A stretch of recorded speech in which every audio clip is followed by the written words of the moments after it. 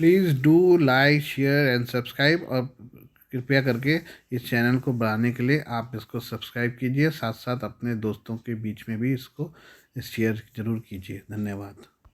Ukraine पर रूस के आक्रमण से शुक्रवार को एक साल पूरा होने के साथ कीव देश में स्थायी शांति खोजने की तत्कालिकता को रेखांकित करते हुए संयुक्त राष्ट्र महासभा यूएनजीए में एक प्रस्ताव पर समर्थन के लिए दिल्ली से समर्थन मांगा गया है। राष्ट्रीय सुरक्षा सलाहकार अजीत डोभाल के साथ फ़ोन पर बातचीत में यूक्रेन के राष्ट्रपति व्लादिमीर जेलेंस्की के कार्यालय के प्रमुख एंडी यर्मक द्वारा समर्थन का आह्वान किया गया है। मॉस्को में डोभाल की रूसी राष्ट्रपति व्लादिमीर पुतिन से मुलाकात के 2 हफ्ते से भी कम समय बाद ये कदम उठाया गया है। यूएनजीए प्रस्ताव का पाठ, जिसे यूक्रेन ने सहयोगियों के परामर्श से तैयार किया है और कई देशों के साथ चर्चा की है, अगले कुछ दिनों में यूएनजीए के एक विशेष आपातकालीन सत्र के अंत में मतदान के लिए रखा जाएगा। यह संयुक्त राष्ट्र के चार्टर के सिद्धांतों के अनुरूप एक व्यापक, न्यायसंगत और स्थायी शांति खोजने की तात्कालिकता को रेखांकित करता है और उस प्रयास का समर्थन करने के लिए संयुक्त राष्ट्र के सदस्यों और अंतर्राष्ट्रीय संगठनों का आह्वान करता है। फ्रांस और जर्मनी समेत यूरोपीय देशों ने भी इस प्रस्ताव का समर्थन करने के लिए भारत का रुख किया है। फ्रांसीसी राजनयिक सूत्रों ने अपनी ओर से इस तरह के कदम की पुष्टि की, लेकिन संकेत दिया कि भारत वोट से दूर रह सकता है। पिछले एक साल में भारत यूक्रेन से जुड़े संयुक्त राष्ट्र में प्रस्तावों पर मतदान में कई बार अनुपस्थित रहा है। हालांकि वोटों की व्याख्या करते हुए इसने हमेशा अपने बयानों में संयुक्त राष्ट्र चार्टर, क्षेत्रीय संभुता, अखंडता के प्रति सम्मान को रेखांकित किया है। जेलेंस्की के कार्यालय के एक आधिकारिक बयान के अनुसार यर्मक ने कॉल के दौरान डोभाल से कहा कि यूक्रेन विशेष रूप से ग्लोबल साउथ के देशों से संकल्प के लिए व्यापक संभव समर्थन में रुचि रखता है। जनवरी में voice of the global south पर 2 दिवसीय आभासी शिखर सम्मेलन की मेजबानी करते हुए भारत ने खुद को इस क्षेत्र के विकासशील और कम विकसित देशों के बीच अग्रणी आवाज़ के रूप में चिन्हित किया था।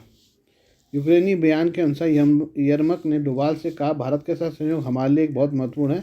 हमें विश्वास है कि आप हमारे संकल्प का समर्थन करेंगे, क्योंकि इसमें सीमाओं की अनुलंघनीयता और क्षेत्रीय अखंडता पर बहुत सही शब्द हैं। हमारे लक्ष्य पारदर्शी और स्पष्ट है। हम रूसी क्षेत्र के 1 सेंटीमीटर का दावा नहीं करते हैं, हम बस अपना क्षेत्र वापस लेना चाहते हैं। फ्रांस के एक दक्षिण पश्चिमी क्षेत्र के एक विद्यालय में एक नाबालिग बच्चे ने एक शिक्षक की चाकू मारकर मौत के घाट उतार दिया है। रीजनल प्रोसिक्यूटर ने कहा है कि दक्षिण पश्चिम फ्रांस में एक स्कूल में चलती क्लास के बीच में एक किशोर छात्र द्वारा चाकू से किए गए हमले में एक शिक्षक की मौत हो गई है। उन्होंने कहा कि 52 वर्षीय शिक्षिका एग्नेस लेस्ले समुद्र तटीय शहर सेंट जीन डी लूज में एक स्कूल में स्पेनिश पढ़ा रही थी। उसी दौरान 16 साल के नाबालिग ने उन पर चाकू से हमला कर दिया। क्लास में मौजूद नाबालिग के सहपाठियों ने संवाददाताओं को बताया कि मुझे यह नहीं पता चला कि वह कब सीट से उठकर वहां पहुंच गया था। हाँ, लेकिन मैंने उसे शिक्षिका के सामने खड़े हुए देखा था। उसने यह भी बताया कि वह शांत था। वह शिक्षिका के करीब गया और बिना कुछ कहे उसके सीने में एक बड़ा चाकू घोंप दिया। हालांकि शिक्षिका को घटनास्थल पर आपातकालीन सहायता दी गई, लेकिन अधिकारी जेरोम बोरियर ने एएफपी को बताया कि चाकू के घाव बहुत गहरे थे, जिसके कारण शिक्षिका की मृत्यु हो गई। वॉरियर ने कहा कि छात्र को तुरंत गिरफ्तार कर लिया गया और हत्या की जांच शुरू कर दी गई। लेस्ली के साथी ने ब्रॉडकास्टर बीएफएम टीवी को बताया कि वह एक बहुत ही सुंदर, बहुत अच्छी इंसान थी जिन्हें हर कोई प्यार करता था। उन्होंने कहा कि वह अपनी नौकरी के लिए समर्पित थी। वह छुट्टियों के दौरान भी काम पर समय बिताती थी। मामले से जुड़े एक सूत्र ने कहा कि जब पुलिस सुबह करीब 9:50 बजे घटनास्थल पर पहुंची, तब तक हमलावर को निवस्त कर दिया गया था और अन्य विद्यार्थियों को उससे अलग कर दिया गया था।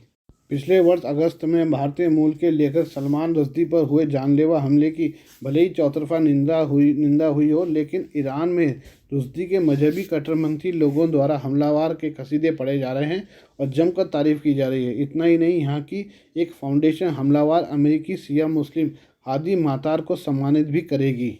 ईरान के सरकारी टीवी ने अपने टेलीग्राम चैनल पर जानकारी दी है कि पिछले वर्ष उपन्यासकार सलमान रुश्दी को गंभीर रूप से घायल करने के आरोपी को ईरानी फाउंडेशन 1000 वर्ग मीटर कृषि भूमि देगी। फाउंडेशन के सचिव मोहम्मद इस्माइल जेरई ने कहा कि फाउंडेशन रश्दी के हमलावर की बहादुरी की कायल है। एक आंख और एक हाथ गंवाकर रश्दी अब जीवित लाश से अधिक नहीं है। इस काम को अंजाम देने के लिए हमलावर या उसके कानूनी प्रतिनिधि को 1000 वर्ग मीटर कृषि भूमि दी जाएगी। सलमान रुश्दी ने 9 वर्ष बिताए थे छिपकर। बता दें कि पश्चिमी न्यूयॉर्क में आयोजित साहित्यिक कार्यक्रम के मंच पर हुए हमले के बाद 75 वर्षीय रुश्दी एक आंख और एक हाथ गंवा चुके हैं। इस मामले में न्यू जर्सी के शिया मुस्लिम अमेरिकी हादी मातार को हिरासत में लिया गया है। पुलिस जांच में पाया गया है कि हमलावर शिया कट्टरपंथ और ईरान की इस्लामिक रिवोल्यूशनरी गार्ड्स कोर से प्रभावित था। रुश्दी कार्यक्रम में कलात्मक स्वतंत्रता पर व्याख्यान देने वाले थे। मालूम हो कि 33 वर्ष से पहले द सैटेनिक वर्ष से उपन्यास लिखने के बाद भारतीय मूल के लेखक के खिलाफ शिया बहुल ईरान के दिवंगत सर्वोच्च नेता आयतुल्ला खुमैनी द्वारा उनकी हत्या के लिए फतवा जारी किया गया था। रुश्दी के द सैटेनिक वर्ष से उपन्यास को मुसलमानों की धार्मिक भावनाएं भड़काने वाला माना गया था। भारत में कश्मीरी मुस्लिम परिवार में जन्मे रुश्दी ने फतवे के बाद ब्रिटिश पुलिस सुरक्षा में अपने जीवन के 9 वर्ष छिपकर बिताए थे। यूक्रेन युद्ध की पहली वर्षगांठ से ठीक 2 दिन पहले राष्ट्रपति व्लादिमीर पुतिन ने एक बड़ा फैसला सुनाते हुए अमेरिका के साथ परमाणु हथियारों की नियंत्रण संधि तोड़ दी है। इस पर कड़ी प्रतिक्रिया देते हुए अमेरिकी राष्ट्रपति जो बाइडेन ने बुधवार को कहा कि रूस के राष्ट्रपति व्लादिमीर पुतिन ने अमेरिका एवं रूस के बीच परमाणु हथियारों के नियंत्रण संधि के आखिरी हिस्से से भागीदारी निलंबित करके बड़ी गलती की है। अमेरिकी राष्ट्रपति उत्तरी अटलांटिक संधि संगठन नाटो के पूर्वी हिस्से के सहयोगियों को आश्वस्त करने के लिए पोलैंड पहुंचे थे। उन्होंने इन सहयोगी देशों को आश्वस्त किया कि यूक्रेन पर रूसी आक्रमण के बावजूद अमेरिका उन सभी देशों के पक्ष में खड़ा रहेगा। संधि से पीछे हटने की पुतिन की घोषणा के बाद अपनी पहली टिप्पणियों में बाइडेन ने रूस के इस फैसले की निंदा की है। संधि की नई शुरुआत की संज्ञा दी गई थी। परमाणु मुखास्त्र और मिसाइल निरीक्षण के रूसी सहयोग को निलंबित करने का निर्णय पिछले साल के अंत में मॉस्को द्वारा रद्द की गई वार्ता का अनुसरण करता है। बाइडेन की यह टिप्पणी उस वक्त आई जब पोलैंड और यूक्रेन की अपनी 4 दिवसीय यात्रा को समेटने के क्रम में बुखारेस्ट 9 के नेताओं के साथ बातचीत कर रहे थे। नाटो गठबंधन के सबसे पूर्वी हिस्से में के 9 देशों को बुखारेस्ट 9 कहा जाता है।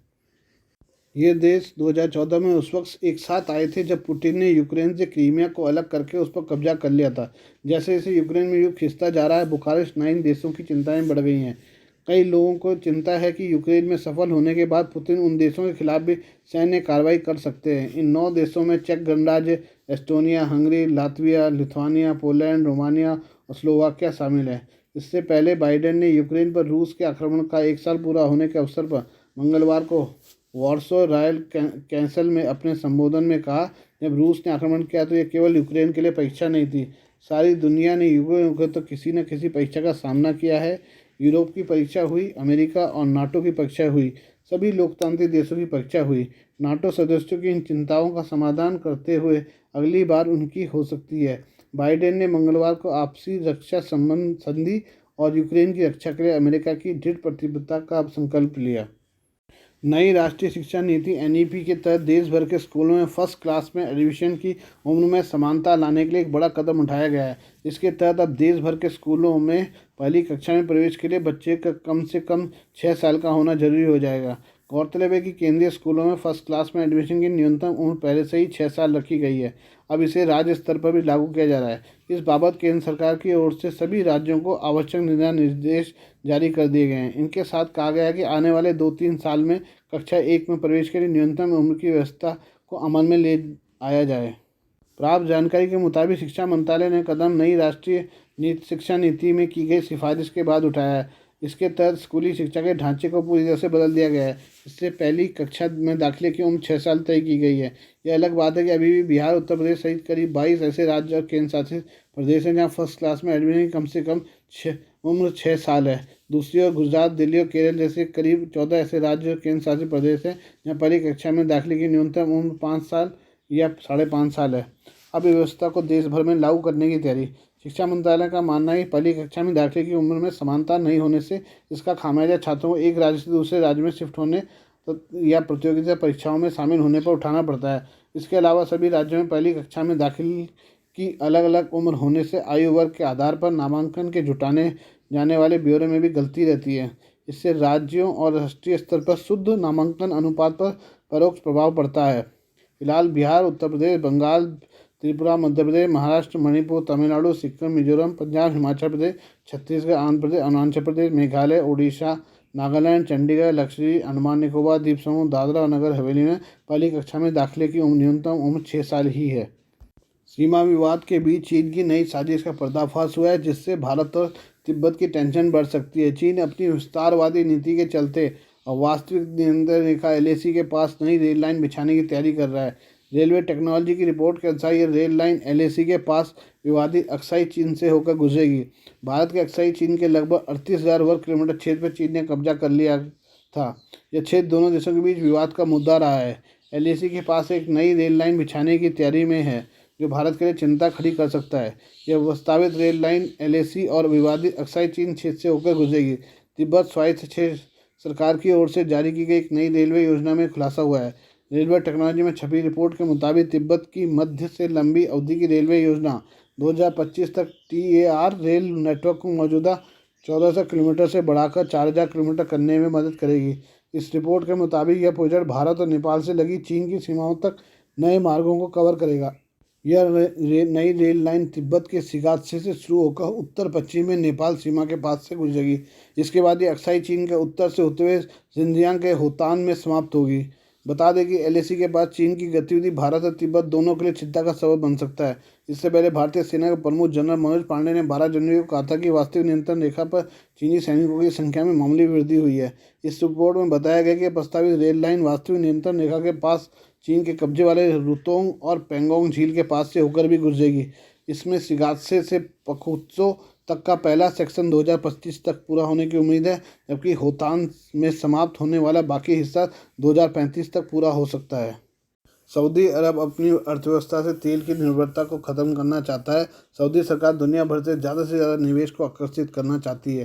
पहले उसने लाइन सिटी नाम का एक प्रोजेक्ट शुरू किया था। अब सऊदी सरकार ने देश की राजधानी रियाद में न्यू मुरबा नाम का शहर बनाने का फैसला किया है।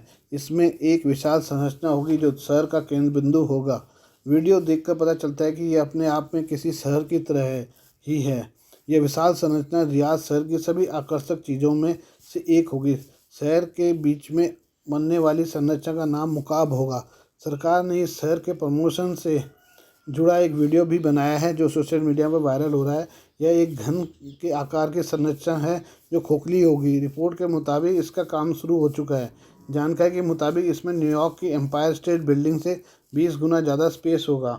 इस प्रोजेक्ट में एक संग्रहालय, एक टेक्नोलॉजी और डिज़ाइन यूनिवर्सिटी, एक बहुउद्देशीय थिएटर और 80 से ज़्यादा मनोरंजन और सांस्कृतिक स्थल शामिल होंगे। क्या होगा शहर में खास? न्यू मुरब्बा शहर में 2.5 करोड़ वर्ग किलोमीटर से ज़्यादा का फ्लोर स्पेस है। 1,04,000 आवासीय इकाइयाँ भी इसमें हैं। यहाँ 9,000 से ज़्यादा होटल के कमरे होंगे। 9.8 लाख स्क्वायर मीटर का रिटेल स्पेस होगा।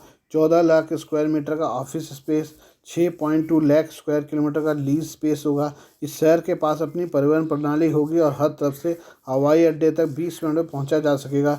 रिपोर्ट्स के मुताबिक यह शहर 2030 तक बनकर तैयार होगा।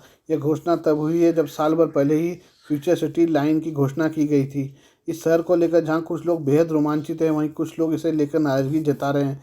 कुछ लोगों ने कहा कि यह पवित्र काबा की तरह बनाया जा रहा है। पब्लिक इन्वेस्टमेंट फंड की ओर से जारी वीडियो पर मिर्जा बेग नाम के ट्विटर यूज़र ने लिखा, सऊदी फितना और दज्जाल की भूमि अब काबा की तरह एक और चीज़ का निर्माण कर रहा है जिसे मुकाब कहा जाता है। इसके जवाब में एक यूजर ने लिखा है कि हम विकास कर रहे हैं इसलिए आप रो रहे हैं। अगर ये फितना है तो मुझे चाहिए है।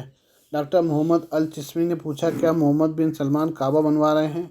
क्या यह मक्का अल मुकर्रम में पवित्र काबा के साथ प्रतिस्पर्धा है? आप क्या सोचते हैं? प्रोफेसर असद अब्लिक ने भी इसी तरह के सवाल खड़े किए हैं। आज का गोल्ड रेट इस प्रकार से है। 22 कैरेट का गोल्ड का प्राइस जो है 10 ग्राम का 51,800 रुपये है और 24 कैरेट गोल्ड का रेट जो है 10 ग्राम का जो है 56,510 रुपये है।